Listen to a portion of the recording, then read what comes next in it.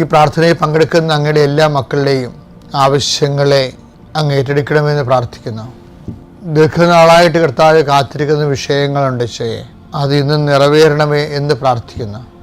വീട് പണി ആരംഭിക്കുന്നവരുണ്ട് ഈശോയെ, അതുപോലെ എല്ലാ വിവാഹ ആലോചനകൾ ആരംഭിക്കുന്നവരുണ്ട്, ഉപരി വിദ്യാഭ്യാസം ആരംഭിക്കുന്നതിന് വേണ്ടി ശ്രമങ്ങൾ നടത്തുന്നവരുണ്ട്.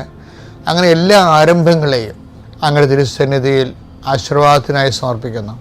കർത്താവേ, ഞങ്ങളുടെ ജീവിതത്തിൻ്റെ ഇന്നത്തെ ആശങ്കകൾ ചില വ്യക്തികളെ കാണുമ്പോൾ എന്ത് സംഭവിക്കും, ഇങ്ങനെ ഓരോരോ വിഷയത്തിന് എന്ത് സംഭവിക്കും, അപ്പോഴും എന്ത് സംഭവിക്കും, ഞാനെന്ത് പറയും, ഞാൻ എന്ത് പറയണം, എനിക്ക് എന്ത് പറയാൻ പറ്റും, ഞാൻ ആഗ്രഹിക്കാത്ത സിറ്റുവേഷൻസ് ഉണ്ടാകുമോ എന്നൊക്കെ വിചാരിച്ച് ആശങ്കപ്പെടുന്ന സാഹചര്യങ്ങളുണ്ട്, വ്യക്തിയുടെ സംഭാഷണമുണ്ട്.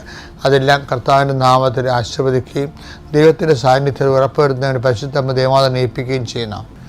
എൻ്റെ കർത്താവിൻ്റെ ഉന്നതമായ നാമത്തിൽ, സഭയുടെ അധികാരത്തിൽ, കുരിശിൻ്റെ അടയാളത്തിൽ, ദൈവശക്തിയാൽ ഇന്നത്തെ ദിവസം നീ കണ്ടുമുട്ടുന്ന വ്യക്തികൾ, പോകുന്ന വഴികൾ, ചെയ്യുന്ന കാര്യങ്ങൾ, ഇടുന്ന ഒപ്പുകൾ, എഴുതുന്ന എഴുത്തുകൾ, സംസാരിക്കുന്ന സംസാരങ്ങൾ, ഫോണിലൂടെയുള്ള വിളികൾ, കമ്മ്യൂണിക്കേഷൻസ്, അതിനുള്ള റെസ്പോൺസ്, നിനക്കുള്ള പ്രതികരണങ്ങൾ എല്ലാം നിനക്ക് അനുകൂലമായി വരാനും കർത്താവിൻ്റെ നാമത്തിൽ ഞാൻ നിന്നെ ഈശോനാമത്തെ ആശീർവദിക്കുന്നു. ഏജൻസികൾ, കടകൾ, കമ്പോളങ്ങൾ, വ്യാപാരങ്ങൾ, വ്യവസായങ്ങൾ നടത്തുന്ന എല്ലാ തൊഴിൽ മേഖലയും കാർഷിക മേഖലയിലും അവിടെയുള്ള പ്രതിസന്ധികൾ യേശുക്രിസ്തു നീങ്ങിപ്പോട്ടെന്ന് കൽപ്പിക്കുന്നു.